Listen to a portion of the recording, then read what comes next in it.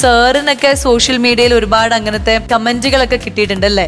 Sir മുന്നേ ചെയ്ത സിനിമകളെ വെച്ചിട്ട് അത് ആ സിനിമയുടെ കഥ അത് ശരിയല്ല, അതിപ്പോ സ്ത്രീ വിരുദ്ധതയാണ്, അങ്ങനെയാണ് ഇങ്ങനെയാണെന്നൊക്കെ പറഞ്ഞിട്ട് ഈ അടുത്തും കൂടി അങ്ങനെ സാറ് ഒരു സൈബർ ബുള്ളിങ് നേരിട്ടു. ഇഷ്ടം പോലെ. ഞാൻ ഇത് തെറി കേട്ട് നല്ല തൊലിക്കട്ടിയായി ഇപ്പം. ആരെന്ത് പറഞ്ഞാലും കുഴപ്പമില്ല എന്നുള്ള രീതിയിലാണ് ഇപ്പൊ പോകുന്നത്. ഈ നേരത്തെ പറഞ്ഞ സ്ത്രീ വേഷത്തിന് നല്ല അസല ട്രോളായിരുന്നു.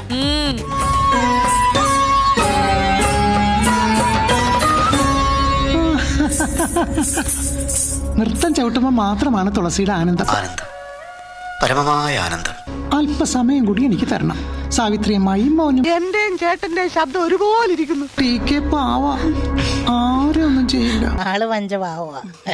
പിന്നെ ഇപ്പം സ്വാസിക ഉദ്ദേശിച്ചത് ഏതാണെന്ന് എനിക്ക് മനസ്സിലായി. അതായത് മുൻപൊരു ആർട്ടിസ്റ്റിനെ ഇൻട്രൊഡ്യൂസ് ചെയ്യുന്നത് പോലെ തന്നെയാണ് കൊണ്ടുവന്നത്. സാർ നമുക്കൊരു ശ്വേതാജിക്ക് അറിയില്ലായിരുന്നു, അതുകൊണ്ടാണ് നമ്മുടെ ഈ ഷോയിന്റെ മുമ്പ് റെഡ് കാർപ്പറ്റ് എന്ന് പറഞ്ഞൊരു ഷോ വന്നിരുന്നു. അവിടെ സാറിന്റെ സിനിമയെ കുറിച്ച് നമ്മൾ സംസാരിച്ചപ്പോൾ ആ ആർട്ടിസ്റ്റ് പറഞ്ഞ ഒരു കാര്യമാണ്, അതൊന്നും നമുക്ക് വീഡിയോ കാണാം, അപ്പൊ ശ്വേതാജിക്ക് മനസ്സിലാവുമല്ലോ. ഞങ്ങൾ സന്തുഷ്ടരാണ്.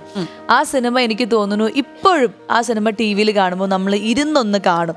ഈ ഒരു പ്രായത്തിലാണ് അതേപോലത്തെ ഒരു ക്യാരക്ടർ, അങ്ങനത്തെ ഒരു പെൺകുട്ടി അല്ലെങ്കിൽ അങ്ങനത്തെ ഈ ഒരു സാഹചര്യത്തിൽ ആ കാലഘട്ടത്തിലെ ഒരു ക്യാരക്ടറായിട്ട് വന്നു കഴിഞ്ഞാൽ അഭിനയിക്കോ ഇല്ലയോ ആലോചിക്കേണ്ടിയിരുന്നു.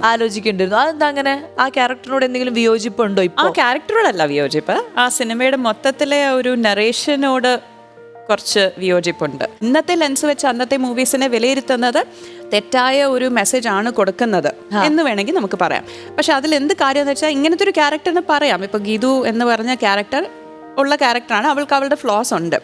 പക്ഷെ അതിൽ തെറ്റ് എന്ന് പറയുന്ന സംഭവം എന്താണെന്ന് വെച്ചാൽ അവളെ തിരുത്താനായിട്ട് അതിലെ കഥാനായകൻ ഉപയോഗിക്കുന്ന മാർഗങ്ങളും മാർഗം ആൻഡ് അതിനെ ഗ്ലോറിഫൈ ചെയ്ത് കാണിക്കുന്ന, അവൻ ചെയ്യുന്നത് ശരിയാണ്, ഒരു പബ്ലിക് വേദിയിൽ വെച്ച് സ്വന്തം ഭാര്യയെ അപമാനിക്കുന്നത് ചിരിക്കേണ്ട ഒരു കാര്യമാണ് എന്ന് ജനങ്ങൾക്ക് പറയുന്ന ആ മെസ്സേജാണ് തെറ്റ്. അല്ലാതെ ഹീറോ തെറ്റുകാരനും ഹീറോയിൻ തെറ്റുകാരി അല്ല എന്നുമല്ല. അതിലെ മെസ്സേജ്, അതിൻ്റെ എടുക്കുന്ന മെത്തേഡാണ് ശരിയല്ലാത്ത. ഇതിപ്പം ഒരു ഹസ്ബൻഡ് വൈഫ് തമ്മിൽ ഒരു ഈക്വൽസ് ആയിട്ട് ഇരുന്ന് സംസാരിച്ച് എൻ്റെ എക്സ്പെക്ടേഷൻസ് ഇതാണ്, എൻ്റെ എക്സ്പെക്ടേഷൻ, മാരേജ് ഇന്ന് ഇതാണ് എക്സ്പെക്ടേഷൻസ്, ഇരുന്ന് സംസാരിക്കുവാണെങ്കിൽ ആ കഥ അങ്ങനെ പോകത്തില്ലായിരുന്നു. അതെ, എനിക്ക് പറയാനുള്ളത് ഇത്രയാണ്. അന്ന് ആ കുട്ടിക്ക് അതൊരു നിധി പോലെയായിരുന്നു. ആ ആർട്ടിസ്റ്റിന് അന്ന് നിധി കിട്ടിയത് പോലെയായിരുന്നു ആ സിനിമയും അന്നത്തെ എൻ്റെ സിനിമയും. ഞാനെന്ന് പറയുന്ന സംവിധായകൻ്റെ കൂടെ അഭിനയിക്കാൻ കിട്ടിയ ഒരു ഭാഗ്യം നിധി പോലെയും ആ കഥാപാത്രം നിധി പോലെയും. കഥ കേട്ടിട്ട് ആ കുട്ടി അന്നതിന് 16-17 വയസ്സേ ഉള്ളൂ എന്നോട് ചോദിച്ചത്, സാർ എനിക്കിത് ചെയ്യാൻ പറ്റുമോ സാർ?